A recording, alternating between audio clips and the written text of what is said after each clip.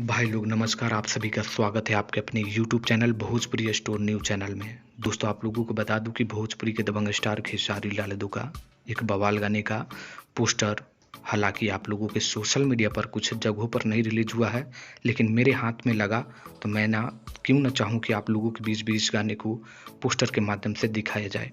कुछ social media पर इस गाने का ऑडियो आप लोगों के बीच रिलीज किया गया है। कमाल का गाना है दोस्तों, सुनकर मज़ा आ गया और ये होम थिएटर में और भी मज़ा दे रहा है। गाना खेसारी लाल यादव की आवाज़ में है दोस्तों, और ये मर्चेंट जहाँ पर आप लोगों को दिखाई दे रहा है वहाँ पर रिलीज़ किया जाएगा।